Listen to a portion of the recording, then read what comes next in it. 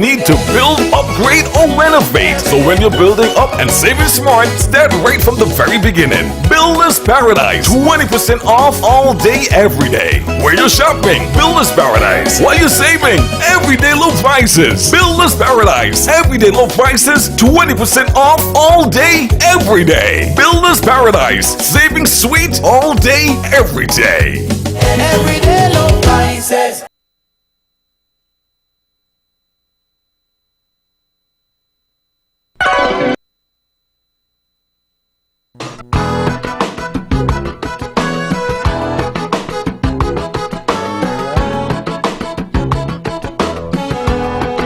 Good evening and welcome to another episode of Talk That Get Results. I'm Webbo Herbert, and as per usual we're here every Tuesday evening with something that at least we think is of community interest and or of some concern. And if you think that you have something that fits into that category, you'd like to find out how you can be a part of the program, well, why don't you drop us a line? Address it to a Let's Talk program in care of One Radio, P.O. Box 195, Charlestown in Nevis, or give us a call. Our numbers are 1-869-469-1616 and or 1700. By the way, those will be the numbers you'll use to be a part of this evening's discussion. Again, thank you all very much for joining us. This is your voice in the community, Talk That Get Results. With regard to your participation in the show, we encourage you to call in on the numbers listed 1-869-469-1616 and or 1700. Here's a suggestion. You have a question or a comment, perhaps you can get a pencil, piece of paper, write it down so that you're well organized, and getting on the show you take as little time as possible so we can accommodate as many of you as we can. We ask only, first of all, you respect yourselves and then respect others, because we will not accept anything we deem that's not within our broadcast standards, but we encourage you to always be forceful with your point. You can also follow our live video stream of this program on our Facebook channel, our Facebook page, Vaughan Radio, the YouTube channel, Vaughan Radio. Click subscribe.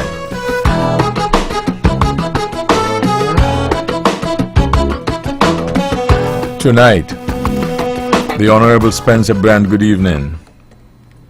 And a very pleasant good evening to my fellow panelists around the table tonight. Good evening to all those who are listening and viewing this edition of the Let's Talk Show, whether they are here on the island of Nevis, throughout the Federation of St. Kitts and Nevis, and throughout the entire region. As a matter of fact, throughout the entire world, because we know that this is a program that is globally listened. Whereby I want to take this opportunity to offer some condolences to a number of families who are in mourning. The family of our dear friend Charlene Huggins, a woman who would have been a stalwart supporter of this great concerned citizen movement party. I certainly want to say to her entire family that we mourn with you. We also reflect on the fun times and the memorable times that we would have had with Charlene. It was a kind of live wire actually. So I want to say to the entire family how saddened we are on her passing. Also, we also mourn the loss of one who I used to call the big man, Floyd Harris.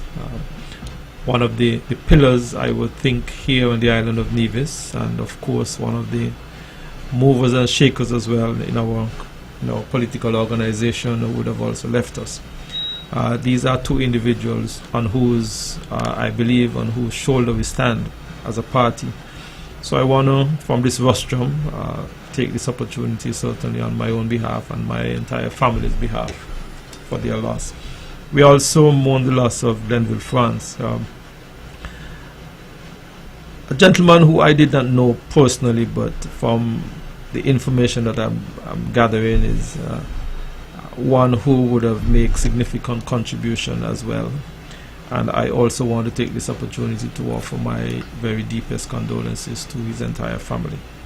Well, but to those who are in our various hospitals here in St. Kitts and Nevis, and to those who are seeking medical attention overseas, I certainly hope that with the help of our medical professionals and certainly with the help of our divine maker, that they will soon be up and about once again, in good health and in good spirit as they as they, recover from whatever ailment that they might be afflicted with at this time. To those who are celebrating a birthday or wedding anniversary tonight or this week, and I want to particularly remember my son Stedroy, who will be celebrating his birthday in a couple of days' time. Happy birthday, son. I know you don't like me to call your name at the radio, but it's all in good spirit and it's all in good love. I hope that you would have a wonderful birthday, and I hope that you would be around for many, many more wonderful years. To all those who are celebrating, whether it's a birthday, an anniversary, or some accomplishment, I certainly hope that they are having a wonderful, wonderful celebration tonight as we make the necessary preparation for the biggest event on the island of Nevis. And I would perhaps let Roger pick up from there.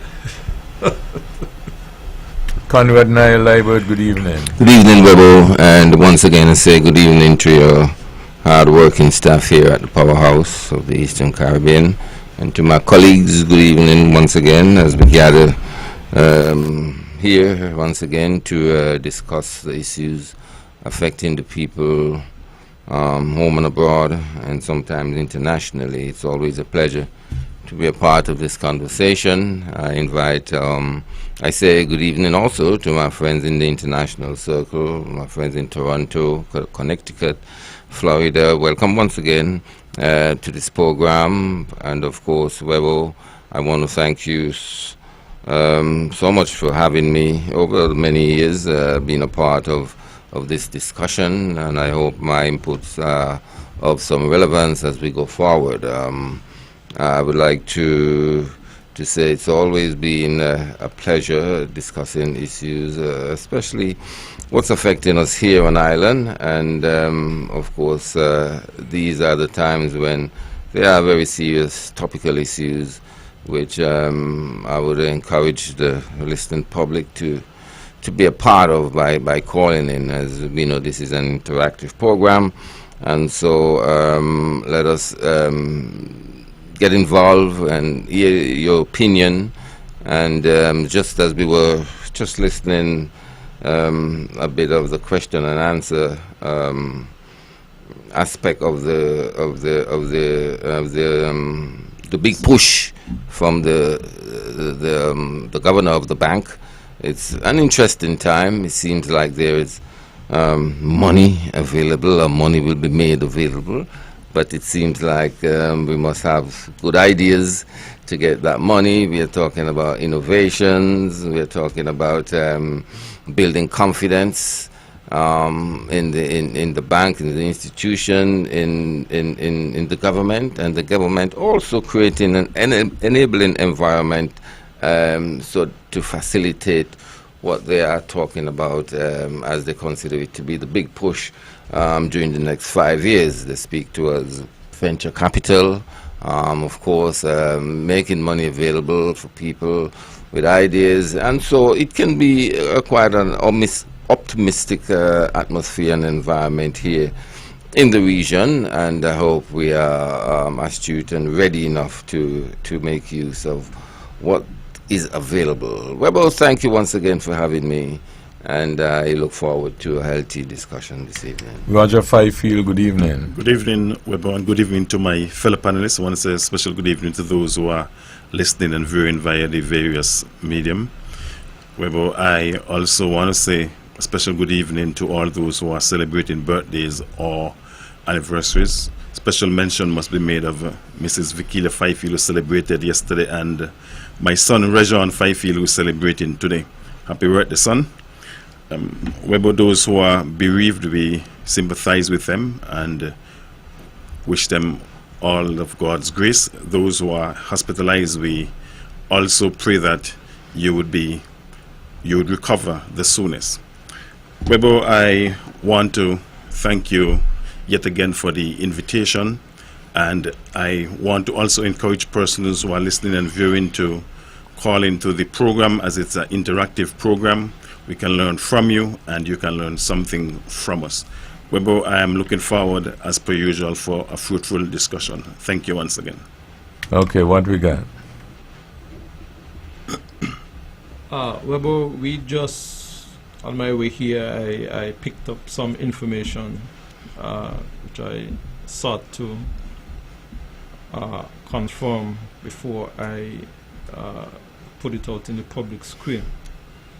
And we have seen the publications from both the Consumer Affairs Department in St. Kitts and Nevis and also from the Energy Unit in St. Kitts and Nevis that we have seen some changes in our fuel prices here in the Federation of St. Kitts and Nevis.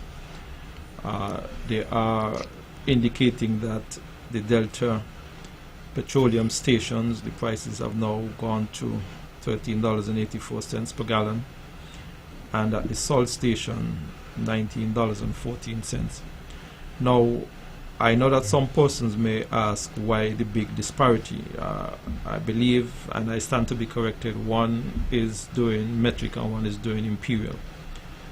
So that may give an indication as to why there is that disparity.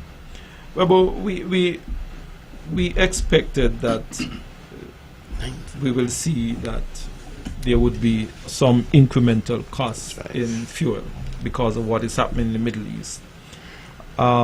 This war in the Middle East is at the heart of where the world basically gets most of its energy source from, most of its fuel from. And with a significant reduction in the availability of this fuel, we expected that this kind of increase was coming.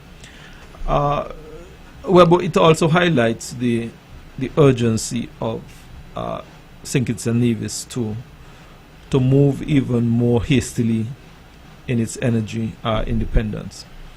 The geothermal development resource is even more absolutely critical to cushion these kind of fluctuation in our fuel prices.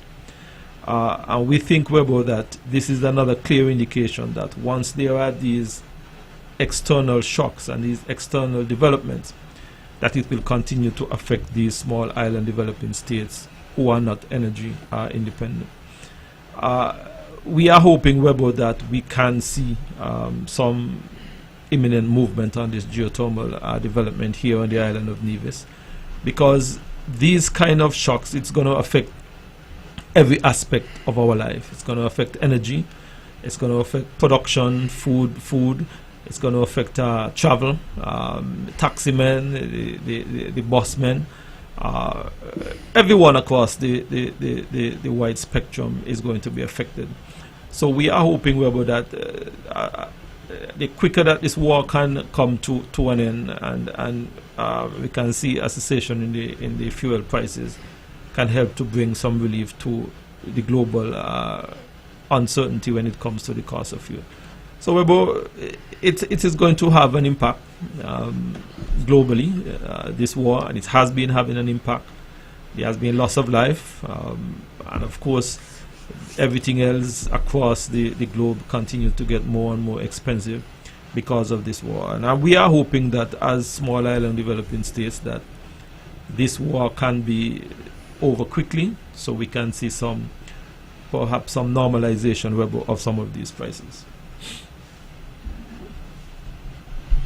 Well, Webbo, I'm happy that Mr. Brand would have brought up that particular topic in terms of we being able to sustain ourselves, energy-wise. And lots have been bantered about geothermal. And while listening a little earlier on the governor of the ECCB, he did indicate that Dominica is basically going to have geothermal very shortly. They are basically just about complete, and he also spoke to St. Kitts Nevis, and if I recall correctly, he would have indicated that a contract would have signed already, and that too would be basically up and off the ground in short order. So I want to believe that there is at least some hope for us here in St. Kitts Nevis in terms of cheaper energy. We know, as Brand indicated, the cost of or the spike in fuel would increase basically everything we can see, everything we can touch, transportation including air and land, and of course sea, every single thing. So we have to be prudent, and I want to probably take this opportunity, if I may, to ask persons, to try to conserve electricity. Whatever you do, maybe you probably need to turn off your lights, when they are not in use. You probably want to, maybe the moon is shining, you probably want to maybe just throw back your windows and probably take off the AC, and have, I suppose, providing you have screen, because some persons, would be probably afraid that insect may crawl in. But, these are simple steps that we would want to do. We'd probably want to maybe do carpooling and stuff like that, so we can conserve, because, if we don't, we could be in some real rough times. I do not know if this also means that there would be an increase in the fuel surcharge.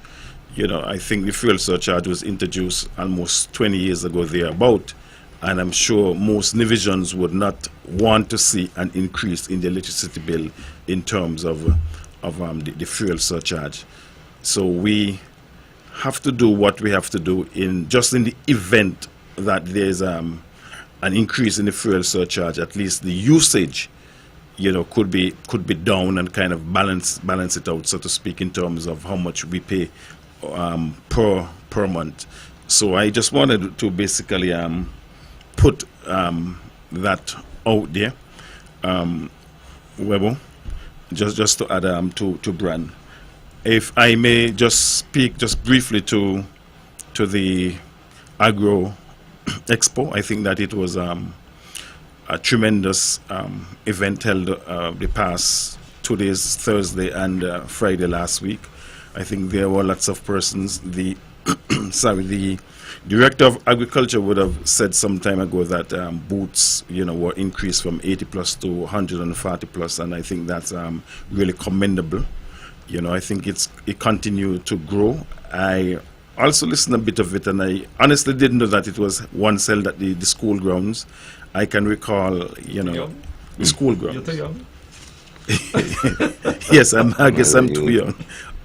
And I can recall when it was held at Prospect. And then, of course, it came across, Prospect, that's the entire area, and then into the Villa, and now at the ETW Willett Park. So we must continue to support, grow what we can. That would help too in the cost of living. We plant something, we eat something. I guess it would be more organic, and we can live healthier lives also in doing that. If I can move to the swim that they had from Nevis to St. Kitts, that has been going on for a number of years too. And this year again, there was over 500 plus swimmers from 41 different countries, and I think that continues to grow. It is said that it wasn't the amount or the numbers that was expected. They were actually expecting more, but because of what's going on in terms of the war and stuff like that, apparently some persons didn't come.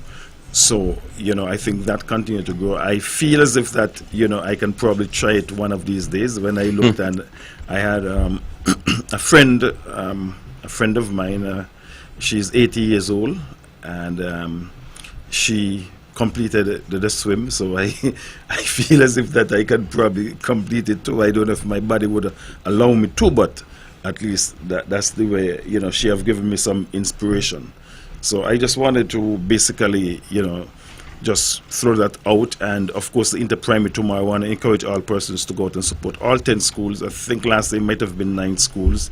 This year it's 10 schools, and we are hoping that, persons would, go and support, encourage all of the children, all of the schools. They are the present, and of course, they are the future. And we must, as such, we must continue to support them in every way possible that we can.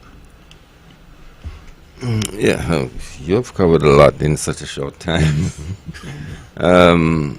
Yes, Mr. Brand, of course. No surprise about the rise in prices of oil and almost everything across the board.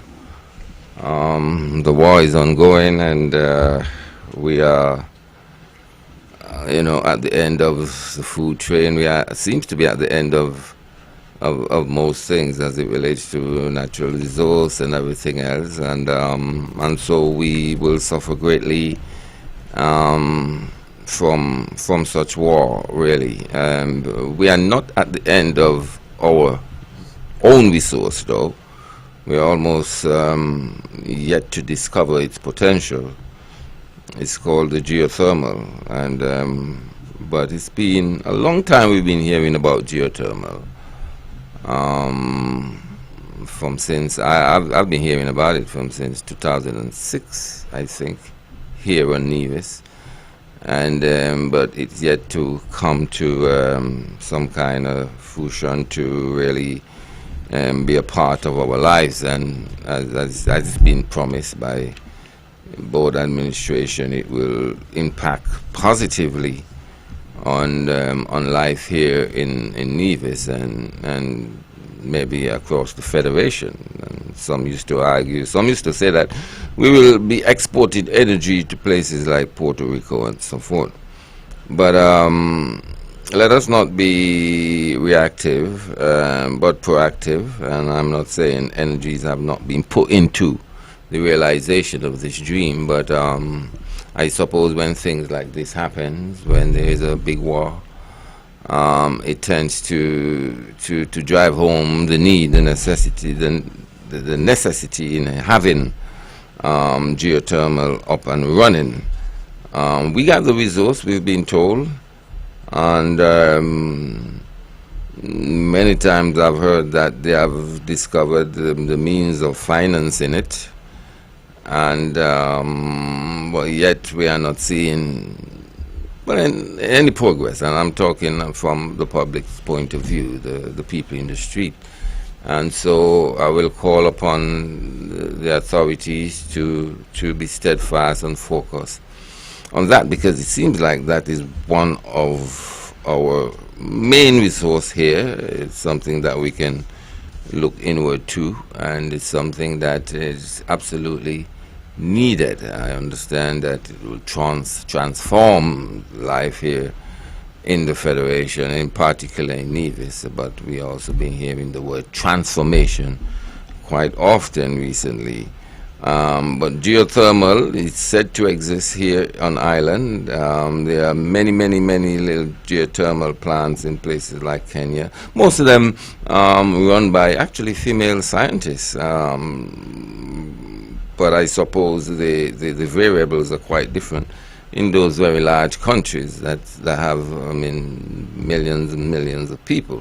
We are just 13,000 people here, and across the Federation we have less than 50,000 people. And I suppose there is the investors are taking that count into consideration as it relates to their ability to repay the huge amounts that is required for geothermal production. I think there's a little more to be said about it, more than awaiting finance and so forth. Because if it's so important, relevant, it would be such a game changer. I would have thought by now, it would have been happening, and we on this long wait to see it happen, and I'm not sure how long we will continue to wait for it. It seems like Sinkits now is playing a major role in the Nevis geothermal, and I would hope with their participation in the project it would come through. I suspect there are going to be a lot of ironing out to do as it relates to the sharing of the proceeds and so forth, but let's not make that an impediment to the realization of what the the resource can do for everyday people. As I said, I've got my questions about it, but there's always that that talk as if it's going to happen and soon, and it's going to be good, you know. But as I said, I've been hearing this now for quite a while. I mean, this government in sync is the Labour government. In sync is present government. It's the first government over in sync which seems to have taken such an interest in the geothermal.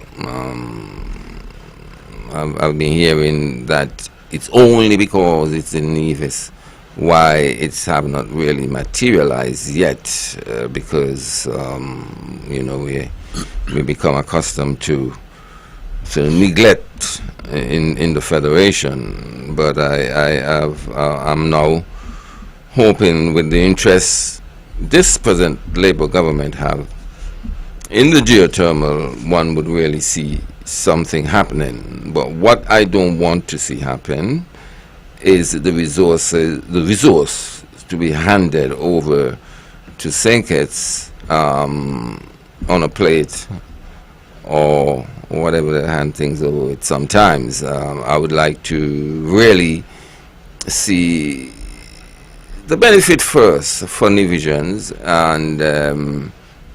and I understand this whole federal arrangement, but the fact that we've been squeezed so much in the union, I sometimes think, and I hope, not in an insensitive way, but I do hope that the geothermal can get on the way, so that we as Nevisians first can enjoy the benefit and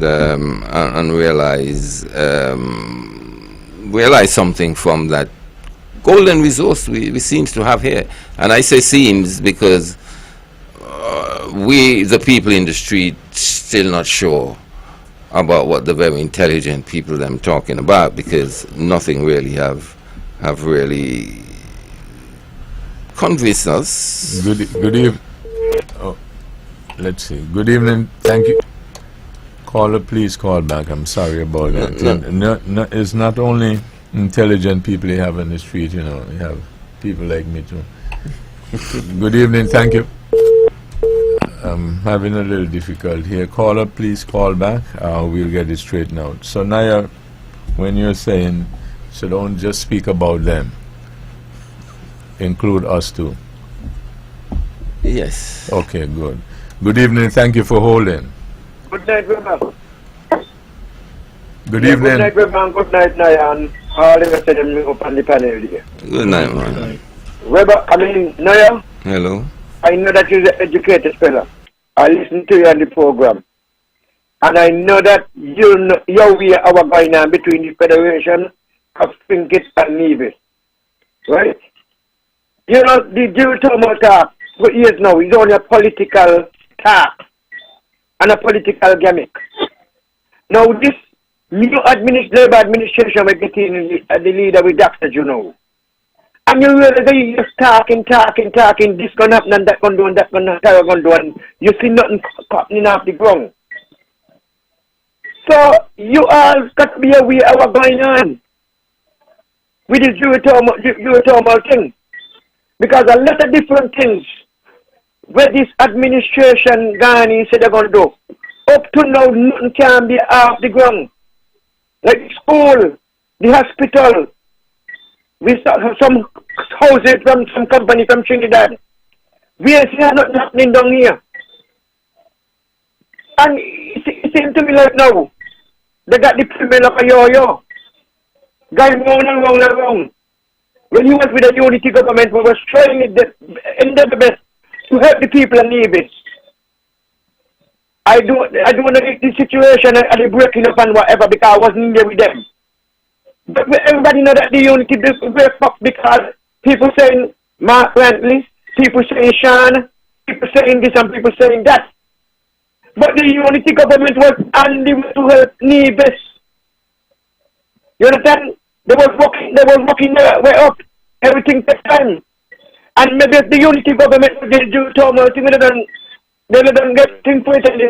You get so much money you don't spend. So they don't get this and they don't get that for the geothermal, and you know, see nothing happening. And they just coming banging him out, talking. Talking good talk and so on good, and nothing happening. What else to make to the people of the Federation? I think it needs. But man, you all have up the night, and I continue to listen to the program. Okay, good night. I want to say hello to Miss Henry. You know, hoping everything is okay. Haven't heard you for a while, and we would like to hear from you. Okay, who is it? Go ahead, Brian. Go ahead. I'm more or less finished. Well,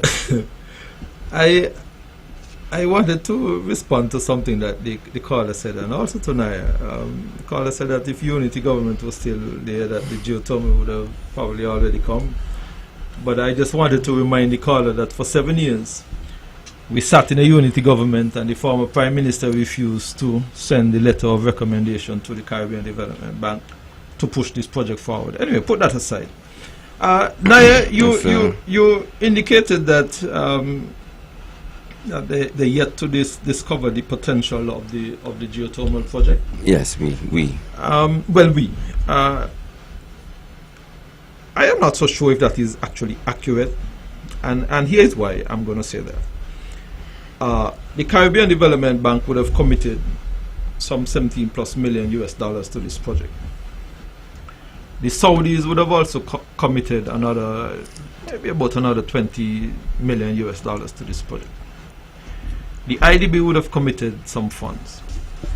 And these are two international organizations and one very influential and affluent government that have committed significant sums to this Singis and Nevis geothermal. Based on the science and the data that we have been seeing, is that the potential is up to at least maybe around 100 megawatt. Now, this has been a long time in coming. Since the unity government came into power in 2020, it was 2022? What's that, 3 years ago, 3.5 years ago? The Labour government. The Labour government, sorry. Not unity. The Labour government came into power. We have seen some real movement on this geothermal project. We were able to ensure that we were able to execute the bidding process where international drilling firms from all over the world participated in the bidding process. And these are international drilling companies that don't take these kind of things here lightly. These are serious people who are committed to put their skill and expertise towards this project. And it is well known that the company, Icelandic Drillers, have been awarded the contract to do the drilling here on the island of Nevis. And it is anticipated that very shortly that they should be mobilizing here on the island of Nevis. This is something that Naya and to the listeners have taken quite some time. I believe we lost 7 years with unity. And the reality is sometimes you give people the benefit of the doubt. You expect that certain actions will be taken, and then you get to a point where you realize that somebody is trying to hoodwink you and just kicking the can down the road, and you just need to move on. But Mr. Brand, yes, Webbo, you could understand the frustration of the caller and the public, right? Absolutely, and the truth is, in terms of information on the geothermal, yes, we had information that things were underway on a ship for the drilling of this thing. We had information that it was you were about to turn on the switch, not correct? yes. Those okay, so that information and so on turned out to be what? Those information at that time turned out to be inaccurate. Oh, really? So from 2006 or 2000, not 2006, because I remember the Honorable Michael Perkins then argued that he was the minister who started it, and so that would have had to been about 2001. So from 2001 until this is 2026, you said 2022. So for 22 years we've been getting bad information? Webbo, I will say it this way. Under the CCM government, which I've been a part of, we have sought to, in my mind, taken a unified approach toward this project. Unified meaning that we have sought to include the international community. We have sought to make sure that we get involved regional institutions, and we have sought to ensure that all that we try to do to bring other partners on board. I think in the previous dispensation, they sought to go with a private developer. That did not work out. So different governments have taken different approach. And they have not worked out. Up to this point, we are now at a point where things are at the end line. No, I'm not talking about this current way. We're talking about the past attempts, right? Yeah, we have seen some failures along the way. Absolutely. So, walk with me. I'm just trying to, bring to the fore the understanding and the appreciation of why the caller and others have the frustration and the doubt. And what I'm saying is that, I think part of the problem we have in this society, even with this current thing, when we're doing anything and anybody asks any question, they start to say you're against it. So we never have a decent debate. For instance, when we started out, we used to have this debate and discussion about this geothermal. I asked a question which nobody has answered up to now. How feasible, or is it feasible? Because you can have something. I was just saying to my tech here, take for instance water. You're the Minister for Water in Nevis, correct? That's correct. Okay.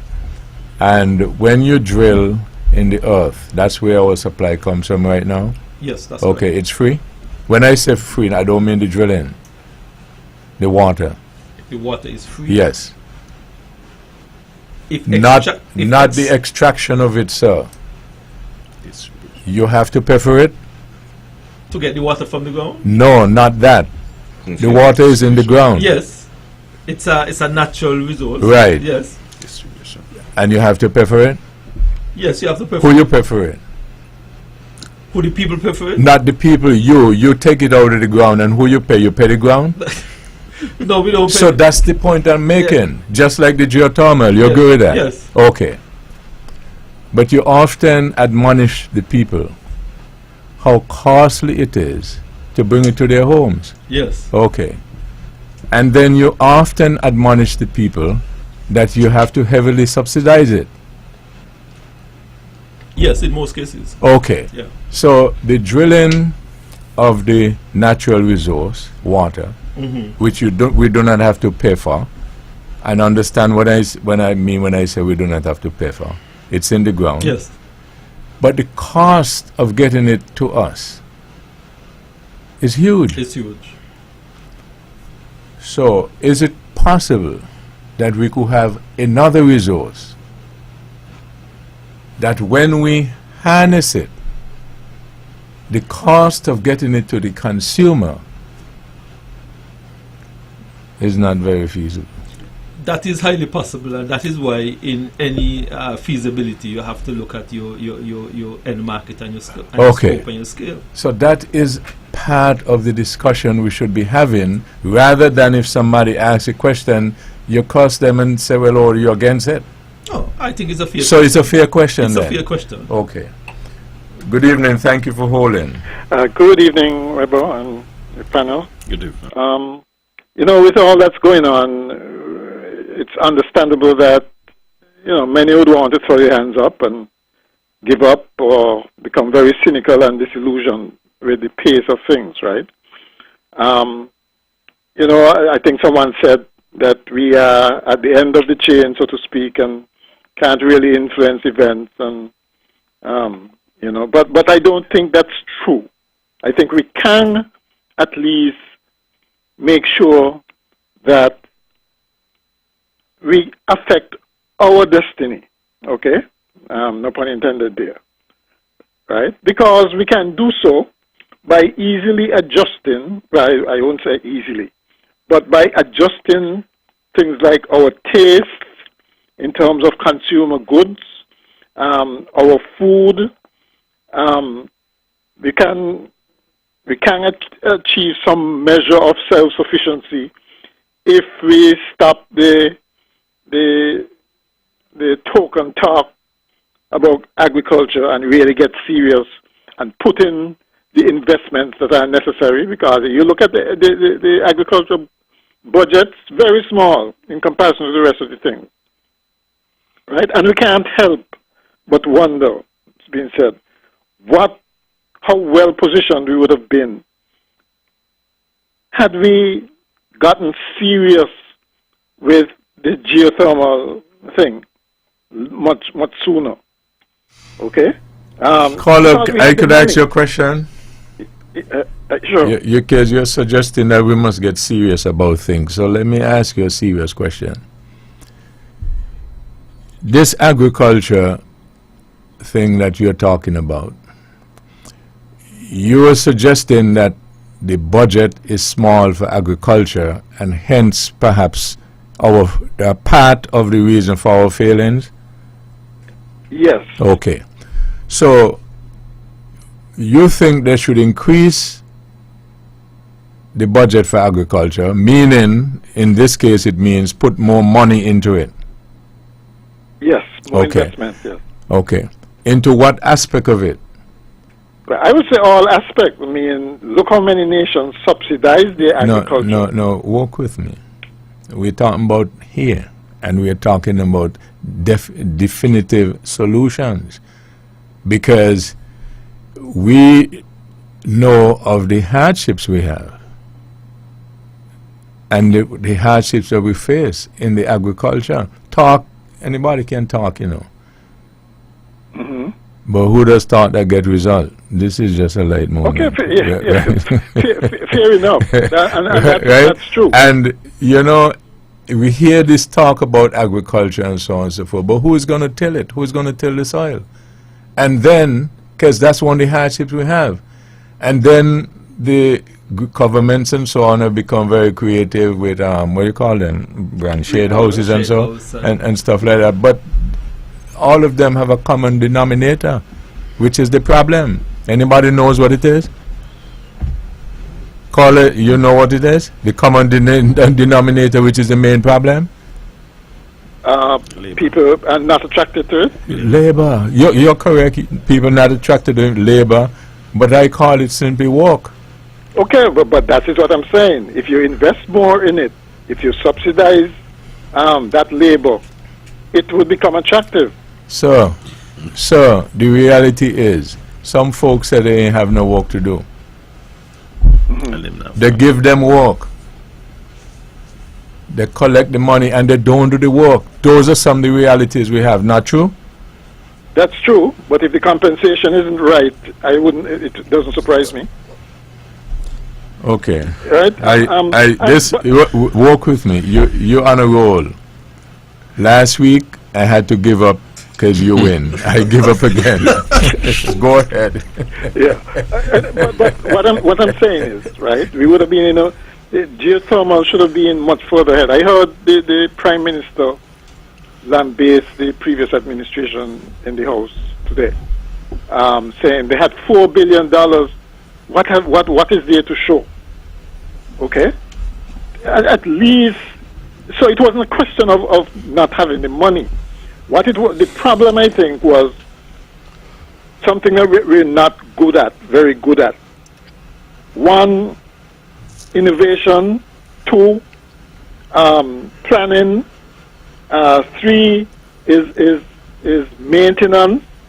Okay? We're not good at those things, unfortunately. If we become better at those things, and add another one, prioritization. Okay, because we have the money, but spend it on all kind of other things instead of making things a priority that would help us to be in a better position now. Okay, and one more thing with geothermal. You see, even the Caribbean Development Bank has said that, well, they're not absolutely sure that it's going to work, because they basically said if it doesn't, we'll convert that into a grant. If it is productive, then you pay us back. Okay. Okay? And so we should really look at, not give up on proven technologies like solar or wind as well. You know, we need to continue with those things as well. Okay. Okay. Mr. Brand, let me just ask a question for clarification coming out of what the caller had said. Sure. In your previous administration and with the geothermal, wasn't the Development Bank involved at some point? Yes. Okay. Yes. You're talking about let's clarify, you're talking about the previous administration before this particular Labour government? Yeah. No, I'm not talking about the unity. Maybe we should inform the public that for the first X number of years, Nevis elected to develop geothermal on its own. On its own, that's correct. So we sometimes we need to bring certain facts into the conversation. Yes. And I'm asking you whether you can recall in a previous administration, maybe years ago, that a system administration, that the Caribbean Development Bank was involved in geothermal at some point, at some level. Yeah. Yeah, I remember the Van Semery speaking about it. So these are some of the things that sometimes, well, maybe it's my role, so I should do my part to bring into the conversation, right? So that all who another way will be aware, and then could make better conclusions. Right now, you're looking at me as if yeah, because I'm here thinking that, I mean, you asked the question of feasibility. Am I not correct? Yeah. Yes, sir. Feasibility. Yeah. Yes, sir. And you wonder, you know, why these institutions have not followed through on the geothermal. Probably feasibility is a fundamental issue, a question left unanswered, you know, in navigating this whole reality, you know. And the point that I made, Mr. Band, that you said you was not fully in support of, is that we, the public, have not realized the potential, and what I'm talking about, the benefits. It has not come to market yet. Right. Yeah, and that is exactly what I was talking about. Yeah. And feasibility is something we can't run away from. And I think earlier I made mention of the small population and so forth, you know.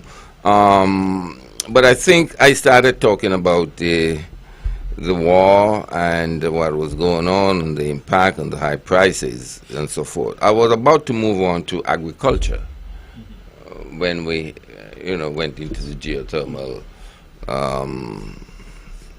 matter. Agriculture is we cannot judge agriculture in Nevis because we see an increase in 6/10, okay, on the food fare. You know, the question is, how are we doing in agriculture here on Nevis? It's a very serious question to me, you know, because I know they had established a big thing down at the down at Hanley's part at the end down there. Is the Orchard with thousands and how is that doing? I'm not sure if that's doing very well, and a lot of money being put into it, I suppose, and And it turned out to be almost like a place of entertainment. And really, at that early stage, I believe the real commitment was not there or was not forthcoming. Otherwise, we probably would have seen something of it today. It's not happening. And the other day, I was at home. I wasn't on the program, and it was a big talk here about agriculture, and it was a good talk too, because I think enough cannot be said about agriculture. I don't want to interrupt you, but Yes, have you please. been down to that facility, that orchard? I've been down there. I've been down there, and not in the recent 3 months or 5 months. But My recollection was, I believe that they would have planted, I think may have been 5,000 5, 6, 8,000, a lot of stuff. coconut palms. Coconut palms, yes. Right?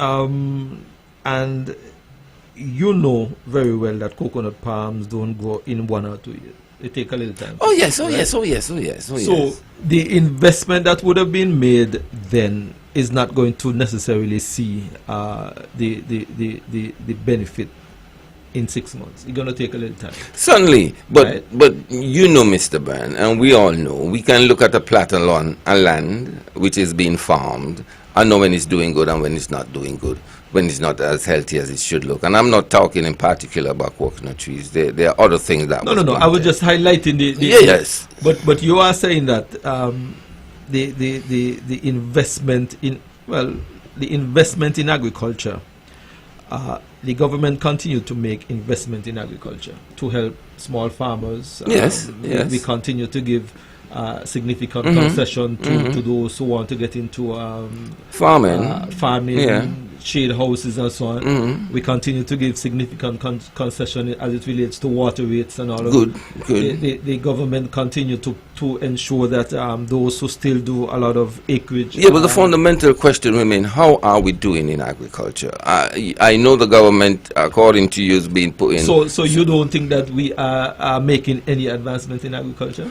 I'm not saying that the government have not been putting into agriculture. The no. question is how is agriculture doing as it relates to food production, as it relates to impacting the local market, as it relates to slowing down what comes here weekly by container from wherever they come from. And that's the big question to me. And I said it's not really measured by the fact that the food fair had 6 more or 10 more tents than the last year. You know, it's measured in something else. It's even measured in the price of food. You know, in the price of provision, the price of fruits and everything else. Notwithstanding, you know, we got to face the reality here also. We have a really serious problem, and let us not underestimate the monkey problem. You understand? It is major when it comes to agriculture. I mean, some people say, let us not even talk about agriculture before we talk about the monkeys.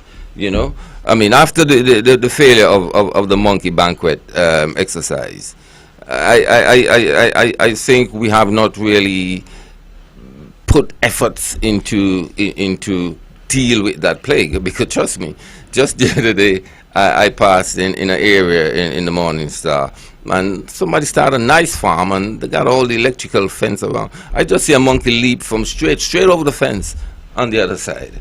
You understand? And it's just like a hopeless situation, because yes, he got up his fence, he's got his electrical in place, but the monkey just jumped straight over it, you know. And I know in that area there's a lot of it. So I mean, I am not saying that we're not getting anywhere. I'm just loosely asking the question: how are we doing, and how can we measure what we are doing in agriculture today? Naya, I don't know if I could probably jump in here, but what I understand you to be asking and saying, you know, when I spoke about the increase in the number of vendors or tents, let me call it let me use your term, tents, and then you went straight to the orchard. You know, if we cannot make an assessment based on what actually happened on the ground, you know, because of that one event, maybe it's not fair for you to use that one aspect or that one area, the orchard. You know, I don't have any imperial evidence to back up what I'm saying, and I'm not sure that if maybe any of us have at this point in time. But when we look at the ground and see what is happening, I would have heard persons. Maybe we can use probably this as maybe a yardstick too. But I know I would have heard persons, you know, saying that they cannot get lands to farm. They want more lands to farm, and they're not getting the extra acreage to farm. So maybe those are some of the things that we need to look at too. Of course, the Good evening. Let me take this. Sorry. Good evening. Thank you for holding. Yeah, good evening to the general public. Good evening to the guys in the studio. We got one question to ask, you know, the panelists. Yeah, can the farmers in Nevis provide our main hotel, Four Seasons, with even one food all year round? We are doing well. Can we provide them with one food all year round? Good night. Good night. I can't answer the question. Are we supposed to? Are they taking our products? They are taking our products. I think the challenge with that is that most farmers do farming on a seasonal basis, and let's say, and I hope you don't mind me calling his name. Someone like name got Chos, Mackie Chos. Yeah. Someone like Mackie Chos who have been in my mind someone who have more or less move on leap and bounds when it comes to the shade house technology. His aim has been to try and be able to do just exactly what the previous caller just called, to try and make sure that he can provide some of our customers or some of the needs on the island all year round. And you can only do that with the kind of new technology. Land farming, that becomes a bit more challenging. So some of the farmers are trying to move. We have some youngsters who are doing quote-unquote all year round farming in the shade house mechanism that is being able to meet some of the demands in the market. But that is a challenge in terms of trying to meet the demand all year round. Well, I suppose shade house has its limitation in terms of size and, you know, what we see here, because they have some shade house almost as big as Nevis, right? In other countries, in Santo Domingo and so forth, I suppose. Huge shade house. I've spoken to an individual who traveled around to deal with these agriculture ups and downs in the general region and internationally. But in terms of impacting the local market, in terms of slowing down what comes here, in terms of impacting the price of agricultural goods, and in terms of being regular and consistent suppliers to the hotels and so forth, I'm not sure that I can say we are doing good. Again, I want to believe that, you know, our farmers, you know, probably need to band themselves together. And as I said on some program before, right here, is that probably too often we find farmers, you know, farming one particular crop. All the farmers farming one particular crop in a particular time. And also maybe some of the times we ought to talk to the people involved to find out what their real problems are, instead of just assuming. Because you see, a lot of things start with the mind and the brain, and everybody knows how much challenges people face unnecessarily because of how we are as a people. Things that I normally would make a statement by saying life can be much easier than we make it most of the time.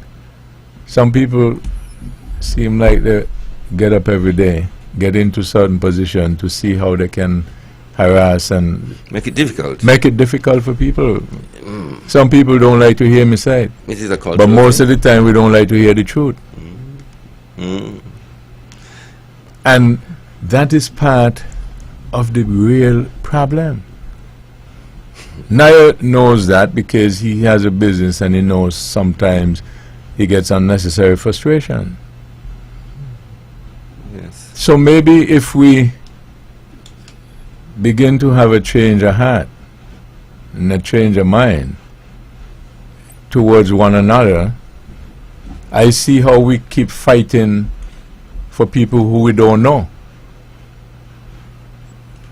And one another who we know, who we live next to, we oppress them. Who once don't like to hear me say that? Well, we totally agree with you, and it's very hurtful to think that this is a cultural thing amongst us, really.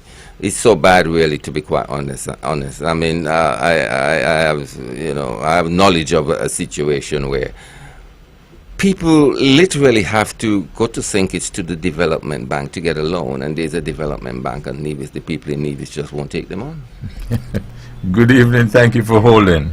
Yeah, good night again, Webbo. And good night to your team again. Now, I believe, right, between Federation of St. Kitts and Nevis, if he had a body, like the whole agriculture system was controlled whether with Nevis and St. Kitts, I believe it would work out a little more better. Because when the unity government was here, and Alexis Jeffers was the Minister of Agriculture, he was doing a good job between the two islands. He was doing a great job. I am a livestock farmer. And let me tell you something, I benefit after when the unity government was there under the leadership of agriculture with Alexis Jeffers. He was doing well. Because let me tell you, we had some problem with our animal, with the doma. We had some problem with that, and you know, they went and they restored the medical treatment to get the medicine to treat our animals with it. And the government cut down a lot, it cut down a lot. But right now we're raising back up again. It's 3 of them are done burn up. 3 of them are done burn up. Because the cattle them just affected by this tick. And then when the skin break out, and the injection, from the when the doctor come inject them, it look like the medicine weak. So instead of that, the medicine go to the body and the thing spread more. And it's the problem farmers got to face in this country. You know? Like it was a federal thing, like St. Kitts and Nevis working together as you know, as one body. I believe we'll be better because and just for the unity government, he was doing well with the farmers. Even certain things with the Jefford thing was open up. As soon as the Labour government get in, the Labour Party get in government, they will revamp everything. They continue the program where and the unity government when Alexis Jeffers was there as the Minister of Agriculture. And that's why we don't get everything is politics. Politics is killing us. Webbo, killing us. When one party gets in the government, now they revamp this. When something was going on with the farmer, they were benefiting from and so. They revamp it because they feel like they're going to make somebody look good. All right then, I will continue to listen to the program. Good night, TV. Okay. And good night to more, ladies and gentlemen. A lady who used to sell a lot of sweet potato. We never can him that sweet potato for Good Friday or Easter. I used to come in town with chocolate with a sweet potato back in the 80s and the 90s. Can't get one now.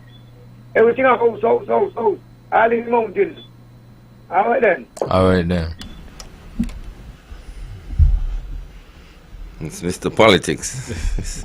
Mr. Politics seems to have a political preference. That's fine.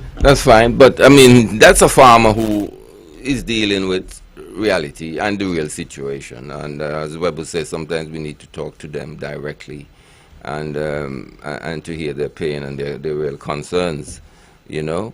But I made a statement just before we... Naya, let me just take this. Good evening, thank you for holding.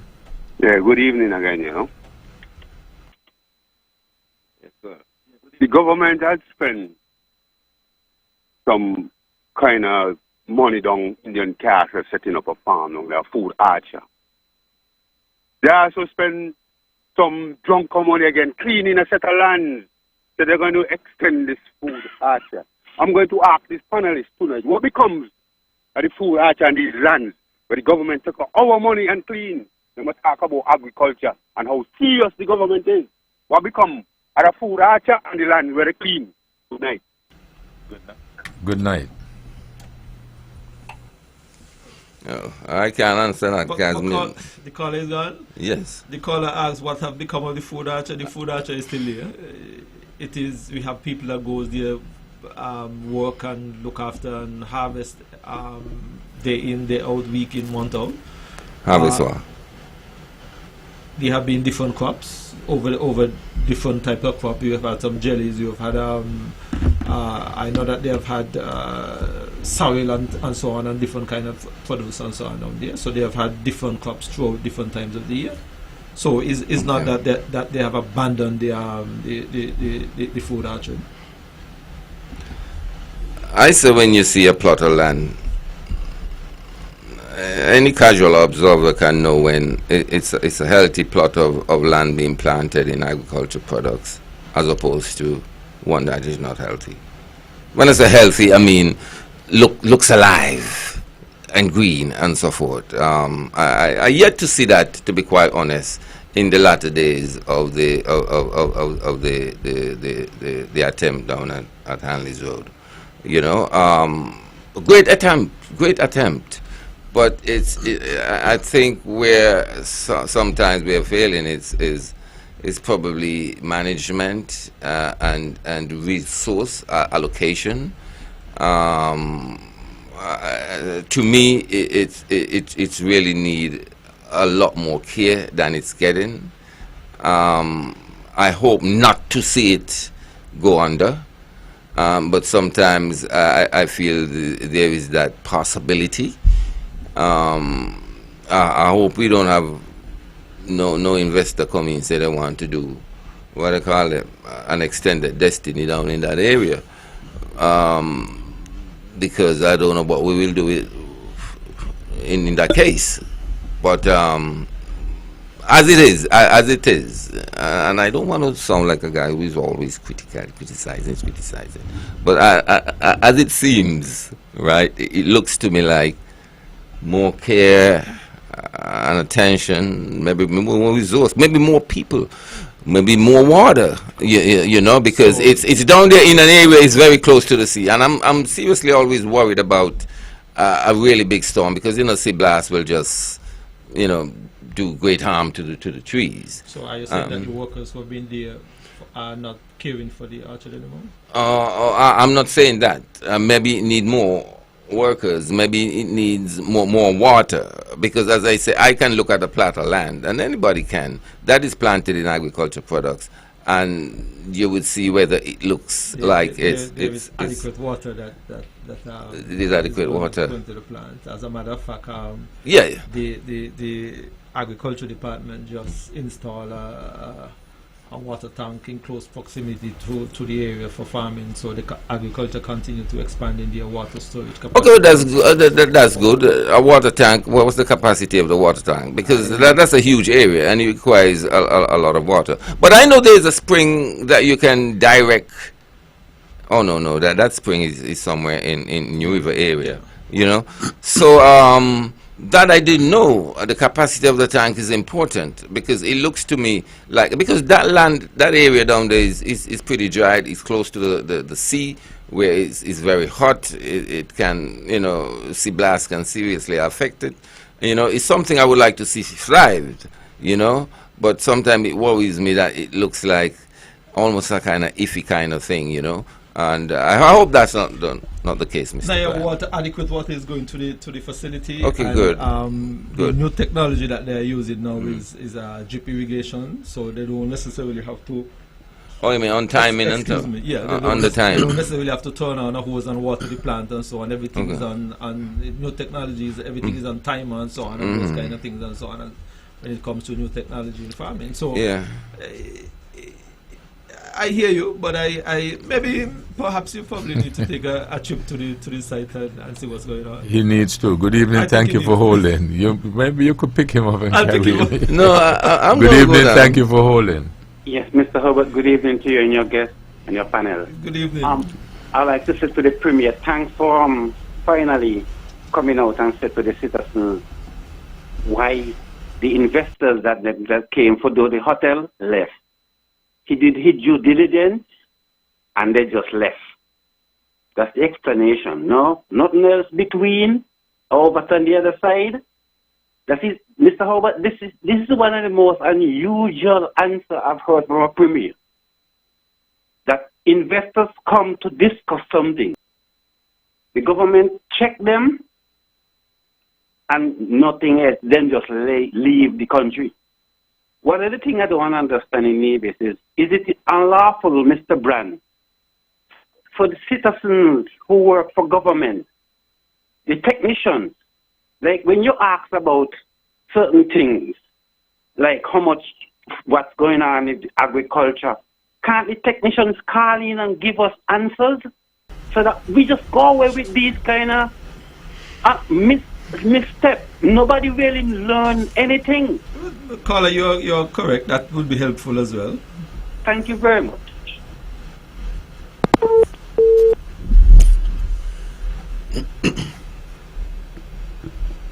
Yeah.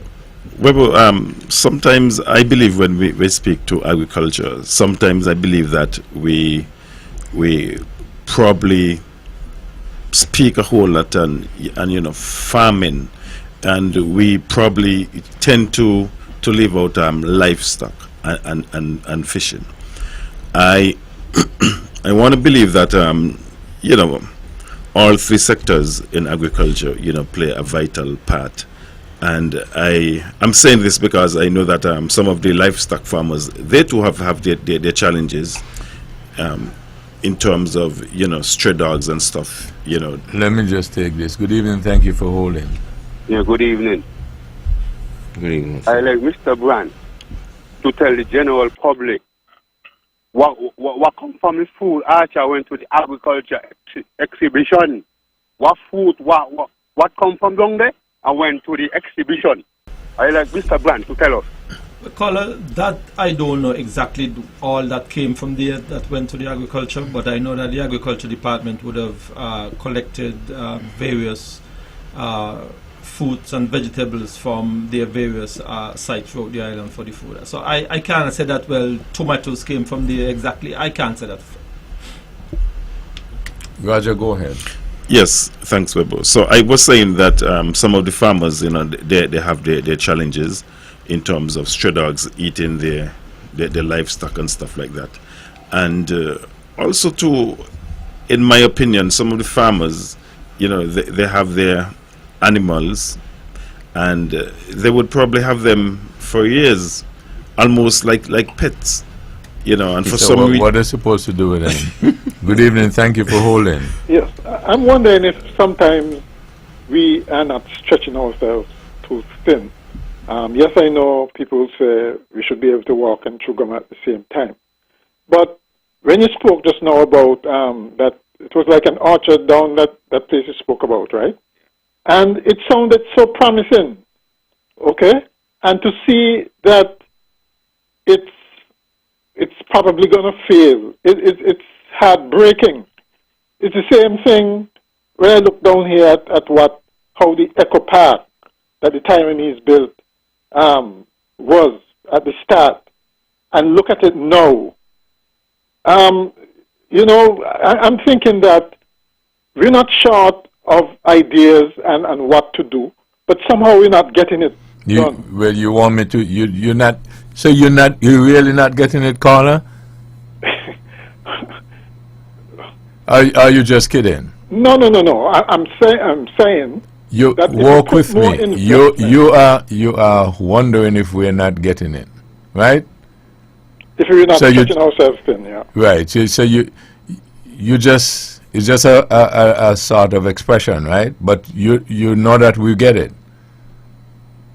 Yeah. Oh, okay. Yeah. Okay. Yeah. But let me ask the caller, when you say stretching out self thin, in what aspects though?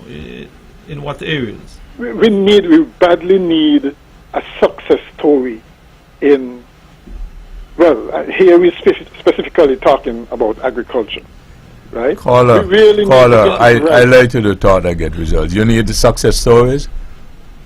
If I need You said success stories, we need success stories, right? uh-huh. Do you mean it, or you just talking as you said earlier? You really want success stories? Of course. All Okay, of us want walk success with me. stories. I'm going to give you some. I'll tell you where to get them. Listen to the leaders' press conferences every month. All right. If you like bamboozlement, yeah. Sure. That's bamboo. No. Brand defend that. No, that can't be bamboozlement. That's a good place to get your success stories from. oh yes, really. Right? Those things are so monotonous, it ain't funny. You pretty much show what they're coming with, and it's not success stories, to be quite honest. I'm talking about high impact things. Connor, let me ask you a question. I listened to, I was somewhat, I had a kind of quiet morning this morning, and I listened to, and during the course of the day, I listened to portions of the Parliament debate today. And I listened to my counterpart minister, I think it's the Honourable Conway Mena, speaking about water. And he lamented on the fact that in Bastia, that area of St. Kitts have not had water for 24 hours for a significant period of time. 16 years. And he indicated that with the desalination plant and now that the plant is online, that persons can now, that area of St. Kitts can boast of water. Right. That area. You don't call that a success story in Bastia, caller? Of course. Well, you say you're looking for... Look, but that's a success story. But it's not a success story in water overall, because we still have so many problems. Yes, but caller, you can't have it both ways. Is it a success story or is not a success story? It goes back to what I'm saying about stretching ourselves thin, right? And what somebody asked previously. Can we really say, how do we measure the success? Can we say that Four Seasons can get a fruit year round? But caller, walk with me. You're talking about now the measurement. Mm-hmm. Wouldn't it have been a good idea then that you set the parameters first and then you see whether or not we meet them? Because Mr. Brand offered to you a success story. Now you start to set up the goal, or etc. You know what I'm saying? So sometimes let's do talk that get result, right? I know sometimes we just talk, but Mr. Brand defended on that occasion, and he gave you one. So okay, but look when you on a roll with me. I yeah, but is that enough? Look at what I started by saying, right? That place had so much promise. Why on earth was it allowed to go downhill? And the same thing with down here in St. Kitts. Downhill have been maintained. Downhill according to who? That's what it sounded like when was it Naya talking about it? That's Naya. That's walk with me. I'm going to take him on a tour. Hello. That's Naya. Brand just told Naya he will give him a visit down there because what Naya was saying, Naya cannot substantiate. Oh, okay. But walk with me. On the other hand, have you not heard the Minister of Agriculture for Nevis talk about that place? Yeah, I've heard it. I've heard him before, and that's why I was really surprised to hear that it was not doing as well as it should have been. So you see that is what I'm saying. And no fisherman gonna say them fish stink, you know. No fisherman gonna say they fish stink. Yeah, but at the same time, though, on a very serious note, you have to listen to everybody, Yes. right? And then you have to see and check the facts. I'm going down there. Yes, yeah. And I don't Right. know about up there, but Because- I certainly visited the Eco Park here. I've been around this joint for a while, and some people do have some very convincing stories which turned out to be fictitious. Okay, so it goes back to what you're saying, the parameters and the measurements. Yeah, Right. not what I highlighted, but what you said. Okay. I mean, you know, yeah. Yeah, okay. You want to take win? Take normally win? Okay, caller, thank you. Yeah. Okay, go ahead. Webbo, yes. in terms of success story, I guess we could use certain measuring stick to judge success.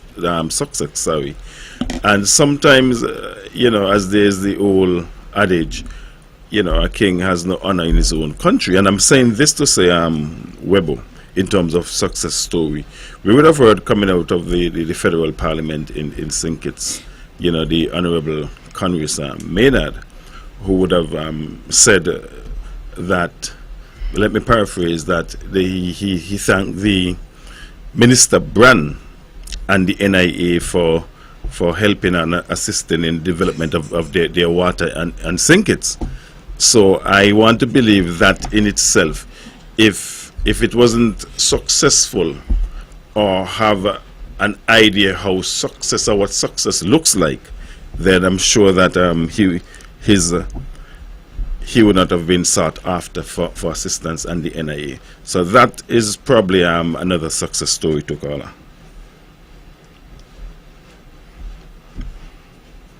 That is very good, Mr. Brand. I congratulate the NIA on that, because I would never fail to give respect where respect is due, really, because I think here in Nevis we have water running through the pipes in a consistent way where there is pipes, and I am not sure if I would be asking too much to say, well, if there is sufficient water and there is sufficient land, can I say that we can expect sufficiency in agriculture? We always expect that there could be continuous expansion. in How many agriculture. times I have to tell you all the common denominator is work. Labor. Good evening. Thank you for holding. Good evening, Webbo. Good evening to the panel. Good evening. Listen, I want to know that, how is it 40,000 people plan to come to Destin and they don't have no water problem? And we have 13,000 people in Nevis drilling Nevis for over 40 years and can't get results. I mean, I don't know what kind of success story Grant has to access St. Kitts, but I think Nevis still in a bind because, and not only that, they find water over there the other day, How the 40 people going to sustain themselves with water when Nevis is struggling for 40 years drilling? And I have a question for Brand. Did he sell the land over there in Destiny? I still own it. Caller, let me ask you a question. You said that we have been drilling for 40 years without. The caller is gone, but caller go is- ahead, make your point. The caller asked about that we have been drilling for 40 years and we still haven't had any success story. I want to know if the caller lives in Nevis. I would really like to know if the caller lives in Nevis, because we have completed 2 wells in the St. James's area that have brought online. We have just completed a well in Hamilton that we hope to bring online very shortly. We continue to expand our storage capacity throughout the island of Nevis, where we are ensuring that we can have additional storage capacity on the island of Nevis. we are presently constructing a 500,000 gallon water at Stony Hill in Gingerland. So I am not certain as to what exactly the caller is talking about when he said that we have not had any success story on the island of Nevis. So I want to ask the caller if he is actually living on the island of Nevis. I want to also ask the caller when was the last time that we have done any rationing here on the island of Nevis. So there have been success story when it comes to water here on the island of Nevis, and I'm not someone who like to blow my horn or blow my trumpet, but I would like to ask the caller if the caller lives on the island of Nevis. What I would say to Bran is that any party in government, they must be prudent. They must be able to be objective and to look, midterm, long term. And if you realize and you have a vision and you realize that the housing stock has been increasing by X amount of percentage per year, every 2 years, every 3 years, what have you, then you would want to find what I would call new water, so to speak, by drilling wells over a period of time to be able to suffice these new projects, constructions, housing, and etc. And even farming, if farming is projected to expand, because we know farming you'd have to have some water supply. So these are some of the reasons why I am sure that you would have wells being dug every now and then. And also I'm subjected to correction here, but I want to believe that some wells that are in existence, they have a lifespan. And Absolutely. They would probably, what I term, dry up over a period of time, and you have to find new areas to dig. So the digging of the wells would be constant over years, and not just maybe you have say 100 wells and you ain't going to dig no more for the rest of eternity, so to speak. So I just wanted to kind of interject, put in that in the mix. Well, some of those wells may not necessarily dry up, but what we have seen with a few of them is that we are now seeing things like salt intrusion. So that is why we may have to even get to a point where we have to rest some of these wells and so on and so forth. The caller asked about if you have water for destiny. I want to say to the caller that one of the dictates of the sustainability legislation is that anyone who is going to develop such a facility have to provide a significant portion of their water. So I just wanted to say that to the caller.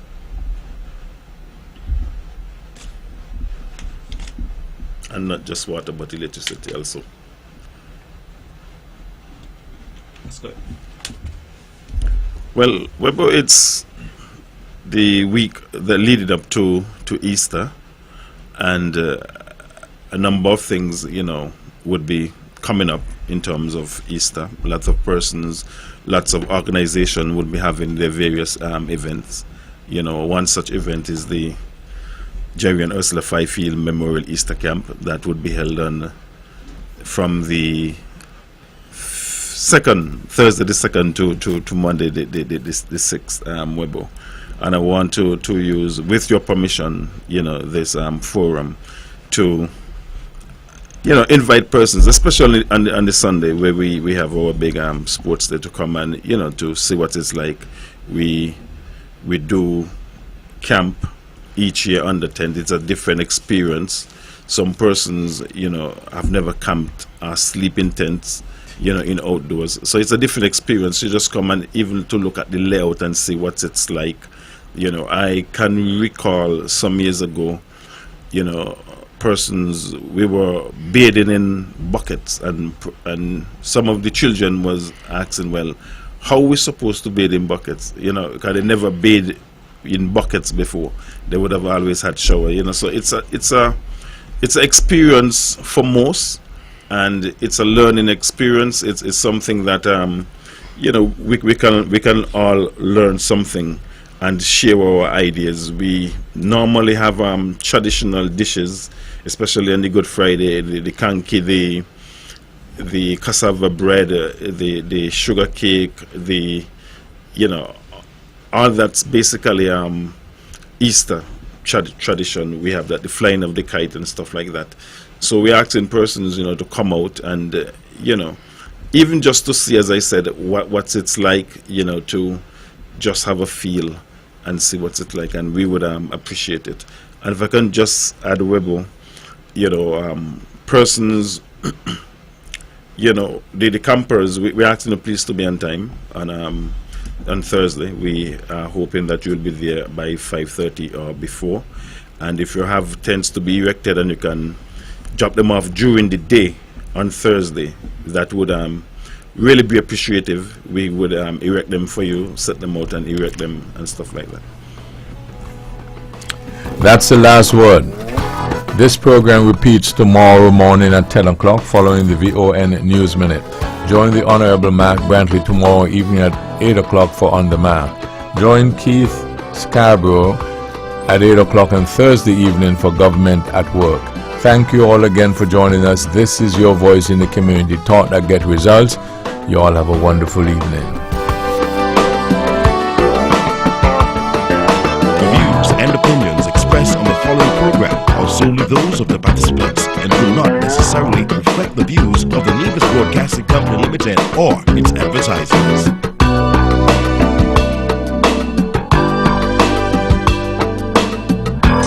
To save while you build? Now you can at Builders Paradise. Yes, shoppers, build up your Value Club points at Builders Paradise. That's right, Value Club members and shoppers, your favorite frequent buyer club is now available at the home of hardware and more.